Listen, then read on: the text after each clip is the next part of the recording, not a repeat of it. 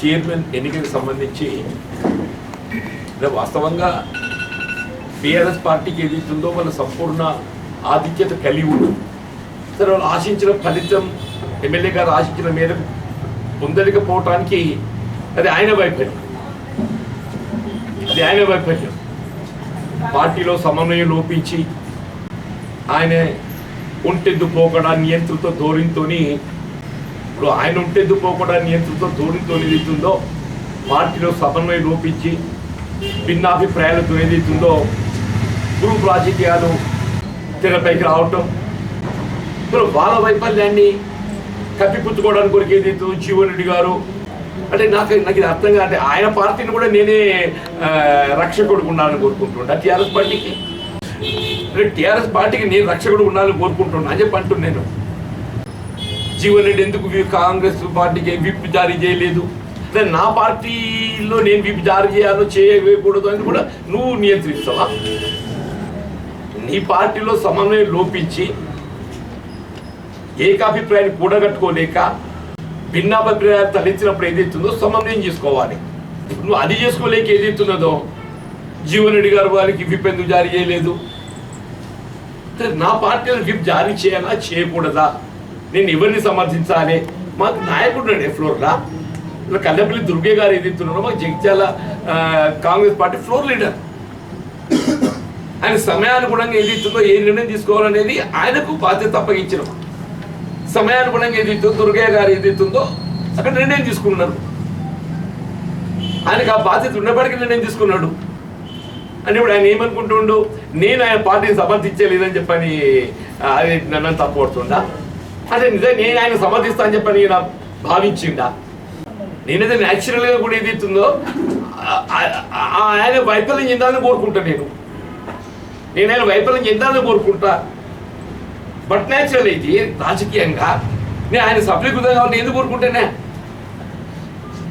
ఇప్పుడు ఉదాహరణకు సారంగపూర్ మండల ప్రజాపంచాయతీ ఎన్నిక జరిగింది మొన్న 4 సంవత్సరాల క్రితం. అలా అధికార పార్టీ టీఆర్ఎస్ పార్టీ ఏదైతుందో ఆమె మమత ఒక అమ్మాయికి బీఫామ్ ఇచ్చింది. నరసింహారెడ్డి కూతురు మమత అమ్మాయికి బీఫామ్ ఇచ్చింది. మాకు సంఖ్యాపరంగా 2 సభ్యులు ఉన్నారు. కానీ మా సంఖ్యతో ఏదైతుందో మేము ఆ ఫలితాన్ని కొంత తారుమారు చేసే అవకాశం మాకు లభిస్తుంది. వాళ్ళ పార్టీలో భిన్నభిప్రాయాలు తలెత్తి ఏదైతుందో తిరుగుబాటు అభ్యర్థి పోటీ చేసి సారంగపూర్ ఎగ్జాంపుల్ చెప్తున్నాను. మన జగిత్యాల నియోజకవర్గం ఆయన అధికారికంగా ఏదైతుందో ఒక అభ్యర్థి ప్రకటించిన మమతా నామయ్య అధికారికంగా బీఫామ్ ఇచ్చి ప్రకటించింది. వాళ్ళ దాంట్లో ఏదైతుందో భిన్నాభిప్రాయాలు తలెత్తి ఏదైతుందో తిరుగుబాటు అభ్యర్థి తెర మీదకి వచ్చింది. మేము ఏం చేయాలి? తిరుగుబాటు అభ్యర్థిని సమర్థించాలన్నా, అదిగా అఫీషియల్ క్యాండిడేట్ సమర్థించాలన్నా? Suppose will keep away from the election process అధికార అఫీషియల్ అనౌన్స్ క్యాండిడేట్ సంబంధించినట్టే. నేను సపోజ్ మేము ఎన్నికలకు దూరంగా ఉంటే అదేమవుతుంది? What indication it gives? నేను ఎన్నికలకు దూరంగా ఉంటే what indication it would have been given? Jeevan Reddy, Sanjay Kumar ఇద్దరు ఒకటైందో కాంగ్రెస్ టీఆర్ఎస్ ఒకటైంది అంటారన్నదే న్యాచురల్ కదా. ఆయన నేను సపోజ్ ఎన్నికలకు దూరం ఉంటే ఆయన ప్రతిపాదించిన అభ్యర్థి గెలుస్తాడు. నేను ఎన్నికలకు దూరం ఉంటే నేను ఆయనకు సహకరించినట్టే కదా. మరి ఆయనకు సహకరించిన ఒక భావన ప్రజల్లోకి వెళ్తే వాట్ ఇండికేషన్ ఇట్ గివ్స్? నువ్వు కోరుకుంటే నేను కోరుకుంటానే నీతో నీ మునిగే పడవ. ఇప్పుడు నువ్వు బీజేపీతో పొత్తు పెట్టుకుంటా అంటేనే నువ్వెందుకు నాకు మునిగే పడవ అని చెప్పి బీజేపీ దూరం పెడతా ప్రయత్నం చేస్తున్నది. ఆ మునిగే పడవ నేను ఎందుకు జీవితం ఇవ్వాలన్నా? ఆ మునిగే పడవకి ఏదైతుందో నేను ఎందుకు జీవితం ఇవ్వాలంటూ నేను ఇప్పుడు ఆయన మునిగే పడవ నేను ఎందుకు జీవితం ఇవ్వాలని చెప్పి అంటున్నాను. ఆయన నేను చెప్పాను, నేను సిద్ధాంతపరంగా ఏదైతుందో నేను టీఆర్ఎస్ పార్టీని వ్యతిరేకించడం నా బేసిక్ ప్రిన్సిపల్. Basic principle. ఇటు భారతీయ జనతా పార్టీ ఏ మతతత్వ పార్టీగా ముద్రపడి ఉన్నదో, ఇక్కడ అధికార పార్టీకి ఏదైతుందో ప్రాంతీయ తత్వంతో ఏదైతే ఇవాళ రాజకీయాలు శాసించాలని ప్రయత్నం చేస్తున్నదో, మేము కాంగ్రెస్ పార్టీ ఏదైతే జాతీయవాదంతో ఏదైతుందో, దళితులు, బలహీన వర్గాలు, అల్పసంఖ్యాక వర్గాల సంక్షేమ కొరకు పాటుపడే పార్టీ ఏదైతుందో, మేము ఇన్ ప్రిన్సిపల్ మేము we are opposing BJP as well BRS also. ఇది ఇవాళ కాదు, మేము ఆనాటికలు కొనసాగుతుందని చెప్పంటూ నేను. ఇవాళ ఏదైతుందో మా మీద ఆధారపడి కొట్లాడినట్టు, మా మీద ఆధారపడి అభ్యర్థిని ప్రతిపాదించుకున్నట్టు, జీవన్ రెడ్డి ఏదైతుందో విప్ ఎందుకు జారీ చేయలేదు. బేసిక్గా ఇవాళ ఏదైతుందో ఈ ఎన్నిక ఎప్పుడు జరిగేది ఉండే, జగిత్యాల రూరల్ మండలం ఎన్నిక ఏదైతుందో 3 సంవత్సరాల క్రితం ఖాళీ ఏర్పడ్డదే. ఈ మన జగిత్యాల మున్సిపల్ ఖాళీ ఏర్పడి కూడా సంవత్సరం దాటిపోయిందని చెప్పండి.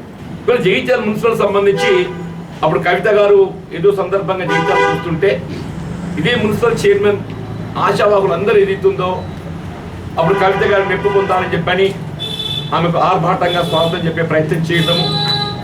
అందులో బండారి నరేందర్ గారు కూడా ఏదైతుందో ఆయన కొంత ముందుగా ఉండడం, కవిత గారికి ఏదైతుందో స్వాగత ఏర్పాట్లలో ఏదైతుందో కార్యకర్తల సమీకరణ కానీ వెంటనే ముందు ఉండడం, లోపల ఏదైతుందో సరే పాపం ఆయన అనుకోకుండా ఏదైతుందో ఆయన హఠాన్ మరణం, హార్ట్ స్ట్రోక్తోని చనిపోయింది. ఇది ఎవ్రీబడి నోస్, ఇది మనందరి కళ్ళ ముందు ఉన్నటువంటి ఒక చరిత్ర అని చెప్పంటున్నాను. కవిత గారు వస్తున్న సందర్భంగా ఆమె స్వాగతం కార్యకర్తలను మొబిలైజేషన్ లోపల కొంత ఆయన ఉత్సాహంగా ముందు ఉండి మొబిలైజ్ చేసి ఆమెకు సన్నిహితంగా ఆమె మెప్పు పొందే ప్రయత్నం అనండి ఏదైనా కానీ. అప్పుడు ఈ ఆశావాహులు అందరూ కూడా అంటే అప్పటికే నడుస్తుంది ఈ అంశం. బాబా ఆయన ఆకస్మికంగా చనిపోయి ఆయన భార్యకి ఇస్తారు కావచ్చు అని అనుకుంటారు. ఎవరైనా ఏమనుకుంటారే, మరి ఏకాభిప్రాయం కూర్చుండబెట్టి అరే బాబు బండారు నరేందర్ ఆకస్మిక మరణానికి గురైండు, మన సోదరుడు, మన తోటి మిత్రుడు, ఆయన భార్య ఉన్నది, ఇప్పుడు ఆయన పోయిన కానీ ఆయన భార్యకి ఏదో మన అవకాశం కల్పించవచ్చు అని చెప్పని అందరిని ఒప్పించి ఆమెను అభ్యర్థిగా చేయటము అందరూ హర్షిస్తుని చెప్పంటున్నా. ఎప్పుడైతే రజని ఈ అమ్మాయి ఏదైతుందో ఈ జ్యోతిని సమర్థించడానికి చేస్తుందో ఇక దుర్గా గారు అప్పటికప్పుడు నిర్ణయం తీసుకున్నాడు. ఆయన నువ్వు ఏదైతుందో ఏకాభిప్రాయం పొందలేక, సమన్వయం చేసుకోలేక, నీ ఒంటెత్తు పోగొట్లతో నీ ఎంతు ధోరణితో ఏదైతుందో ఇవాళ నువ్వు పార్టీ నీ దానిలో గ్రూప్లకు తెరదీసి దానికి ఏదైతుందో జీవన్ రెడ్డి విప్ ఎందుకు జారీ చేయలేదు, నేను ఎందుకు జారీ చేయలేదు నువ్వు ఎందుకు అనుకుంటున్నావు? మాకు నాయకుడు ఉన్నాడు కల్లెపల్లి దుర్గయ్య, ఆయనకి ఏదైతుందో మా పార్టీ వేదికలు ఏదైతుందో మేము ఆయనకు తగు సూచన చేసినాం. మేము సమయాన్ని కూడా ఏదైతుందో నిర్ణయం తీసుకోవడానికి కొరకు ఆయన లోపల ఉంటాడు కాబట్టి నిర్ణయం తీసుకోవడానికి ఆయన సూచన చేసినాం. ఆయన సీనియారిటీ, ఆయన అనుభవం, ఇవాళ ఆయన ఏ విధంగా టీఆర్ఎస్ని ఇరుకులో పెట్టగలుగుతాడు, కాంగ్రెస్ పార్టీకి ఏ విధంగా మన ప్రజల్లో ముందుకు తీసుకోగలుగుతాం ఆలోచించి నిర్ణయం తీసుకున్నాడు. నాకు ఆశ్చర్యం అంటే చెప్పంటున్నా మాట్లాడుతుంటే. లేకుంటే ఎన్టీ రామారావును దించుడు అయిపోయింది. అక్కడ నేను ఎన్టీ రావు దించుడు కాదా, మీ నాయకుడు కేసీఆర్ ఎక్కించింది ఎన్టీ రామారావును అంటే నీకో నీది నాకో నీ తానే. ఇప్పుడు మీ నాయకుడు కేసీఆర్ ఏం చేసిండే, నేను మంత్రి పదవికి రాజీనామా చేసి బయటకు వచ్చిన 1 monthలో ఇప్పటికి చెప్తున్నాను. నేను ఎన్టీ రామారావు గారితో విభేదించిన నాడు ఏదైతుందో I have resign for my ministry, నా మంత్రి పదవికి రాజీనామా చేసి నేను బయటకు వచ్చిన ఆయన దగ్గరికి వెళ్ళి, ఎన్టీ రామారావు దగ్గరికి వెళ్ళి.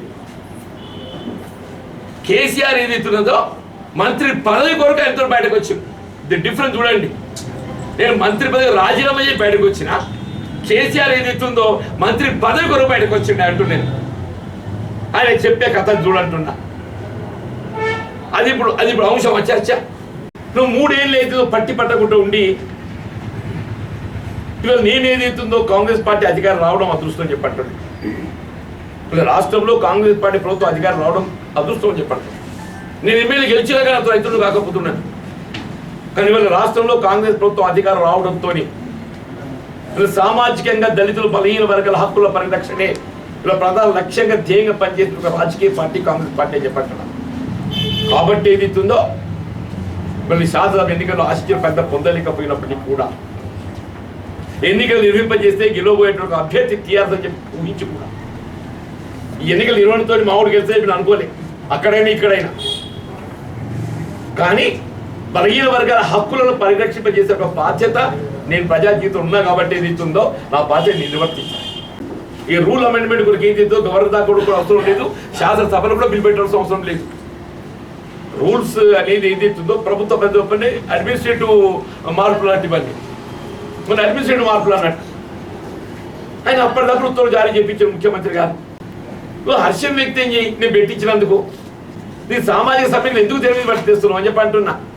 కొద్దిగా బీసీలకు అన్యాయం చేసినవురా, ఏనన్నా కొద్దిగా జాగ్రత్తలు భవిష్యత్తులో ఇటువంటి పొరపాటు చేయకునైనా భవిష్యత్తు పొరపాటు జరగకుండా చూసుకో. నువ్వు గతంలో ఏదో తెలిసి పొరపాటు జరిగింది, ఏదో నా అనుభవం ఉన్నాడు ముందున్నా కాబట్టి సరి చేసింది ఆయన. ఇటువంటి పొరపాటు జరగకుండా చూసుకోను ఆయన అని చెప్పి అంటున్నా. లేకుంటే పంచాయత్ సర్పంచ్ల ఎన్నికలు వాయిదా అయినాయి. నేను 2018 ఎన్నికలు ఎప్పుడైనా అప్పుడు 6 నెలలు వాయిదా పడ్డాయి. 2018లో 19 అయినాయి. అప్పుడు ఎందుకు వచ్చి ఇదే పార్లమెంట్ ఎన్నికలు ఉండే కాబట్టి ఏదైతుందో పార్లమెంట్ ఎన్నికల దృష్ట్యా ఏదైతుందో పర్సనల్ ఇన్ఛార్జెస్కి ఇచ్చి 6 మాసాల తర్వాత పార్లమెంట్ ఎన్నికల తర్వాత సర్పంచ్ ఎన్నికలు పెట్టాడు. ఇప్పుడు మన అదే సమస్య, మళ్ళీ అదే పార్లమెంట్ ఎన్నికలు ఉండే రేపు షెడ్యూల్ వస్తున్నది. ఇప్పుడు అప్పుడు నువ్వు సర్పంచ్ ఎన్నికలు ఎందుకు వాయిదా ఇచ్చిందంటే నీకు తెలియదు. అప్పుడు ఎందుకు ఇచ్చిండ్రు, ఇప్పుడు ఎందుకు ఇచ్చిండ్రు నీకు తెలియదా? రేపు పార్లమెంట్ షెడ్యూల్ వెలువడబోతున్నది. రేపు పార్లమెంట్ ఎన్నికలు ఏప్రిల్ లోపల, ఏప్రిల్ తర్వాత ఏదైతుందో తప్పకుండా నిర్వహిస్తారు మే జూన్ లోపల. ఏదైనా మాట్లాడితే సరిగా మాట్లాడాలి, లేకుంటే ఆ విప్ అది అమలు చేయాలి. అది కూడా నేను అమలు చేయాలి. ఈ బాబు అధికారం ఒత్తిడి నేను పట్టుకొచ్చు, నువ్వు పట్టుకొచ్చున్నావా? ఒత్తిడి తెచ్చే విధంగా ఎవరు మాట్లాడుతున్నారు? నేను ఒత్తిడి తెచ్చి విప్ అమలు కాకుండా చూడాలనే ప్రయత్నం చేస్తా అని చెప్పి అనుట్ల ఉద్దేశం ఏంటి? అధికారులు ఒత్తిడి తేవడంలో భాగమే కదా అది. ఆ మాట మాట్లాడే ఉద్దేశం ఏంటన్నా? విప్ అనేది అయితే దానికి నిబంధనలు ఉన్నాయి. అసలు విప్ జారీ చేయబడ్డదా? ఆయన కానీ సృష్టించిన విప్ అంటే దాని విప్ జారీకి అమలుకి ఏదైతే ఉందో దాని విధి విధానాలు ఉన్నాయి. ఆ విధి విధానాన్ని పరిశీలించాలంతా కలెక్టర్ గారి దగ్గర పోయి ఆ ఎన్నిక రద్దు చేయి ఊరికి అది నాకు అర్థమే కాకపోయా. అసలు మనం ఏం కోరాలి, ఏం కోరగలుగుతాము, what demand you can make ఆలోచన చేయాలని చేయండి. కలెక్టర్ దగ్గర పోయి ఎన్నిక రద్దు చేయాలి, ఆమె ప్రమాణ స్వీకారం చేద్దామను. డెమోక్రటికల్లీ ఎలక్టెడ్ ఇప్పుడు నీకు నార్మల్ చైర్మన్ ఎన్నికల్లో ఏ విధంగా ఎంపికైన తదుపరి ఏదైతుందో అభ్యర్థి ఎంపికను ప్రకటిస్తారో automatically charge will be given to them. మరి ఎవరనే సమస్య కాదు అక్కడ. విప్ అనేది సపరేట్ అంశం. అది 2014-18 మధ్య కాలంలో నీకు నువ్వేదైతుందో అప్పుడు కవిత గారు ఎంపీ ఉండి ఆమె డిఫాక్టో చీఫ్ దట్ టైం ముఖ్యమంత్రి తనయ్యగా ఏదైతుందో ఆమె ఎక్కడ పోతే అక్కడికి ఇంకో ఎమ్మెల్యే గారు అరే అని పరిచయం చేసి ఈ కాడికి ఈయన మీకు ఏదన్నా చెప్పని నీకు నువ్వు ఊరేగి నాకు నన్నంటూ పోయిందా? నేను కొబ్బరికాయలు కొడుతున్నానే కదన్నా. నాతో నేను చేత అయితే పనులు మంజూరు చేపిస్తున్న సూచనలు చేస్తున్న ప్రభుత్వం అధికారం ఉన్నది కాంగ్రెస్ పార్టీ కాబట్టి నాతో నియోజకవర్గ అభివృద్ధి కొరకు ఏదైతుందో నా చేతిలో ప్రతిపాదన చేస్తూ మంజూరు పొందుతున్నాను. నేను కాంగ్రెస్ పార్టీ ప్రభుత్వం అధికారం ఉన్నది కాబట్టి ఐ మస్ట్ డూ ఇట్. నా బాధ్యత నిర్వర్తిస్తున్నా. కానీ నేను ఏదైతుందో నాకు లేని గౌరవం తెచ్చిపెట్టుకుంటూ వస్తా. అదే లేని నాకు శాసన మండలి సభ్యునే నేను, నాకు ఒక హోదా ఉన్నది, అని చెప్పండి. శాసన మండలి సభ్యులు నాకు ఒక హోదా ఉన్నది. ఏ అధికారితోనైనా మాట్లాడగలిగేటువంటి నాకు ఒక హక్కు ఉన్నది అంటున్నా. నాకు ప్రివిలేజ్ ఉన్నది శాసన మండలి సభ్యుడిగా. ఈ హక్కు లేనుడు నువ్వు ఊరేగి నన్నట్టు పెట్టే నాకు ఇది అర్థం కాదు. ఈ హక్కు లేకుండా ఊరేగి నువ్వు ఊరేగిను, నేను కాదు కదా ఊరేగింది.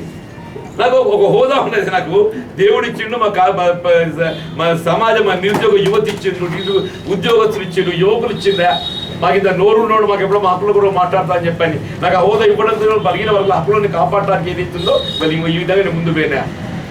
ఇవాళ నీ శాసన మండలి సభ్యుడికి ఎంపిక కావడంతో ఇలా మొత్తం రాష్ట్రంలో బలహీన వర్గాలకు లభించాల్సిన హక్కుల పరిరక్షకుడిగా చెప్పంటూ నేను చట్టంలో మార్పు తెచ్చి ఇవాళ ఎన్నికలు నిర్వహించేస్తాను. బట్ ఫర్ మీ రాష్ట్రంలో చెప్పంటూ నేను ఇవాళ నా శాసన మండలి ఎంపిక ఏదైతుందో ఇలా నిజంగా తృప్తి ఉందని చెప్పంటారు.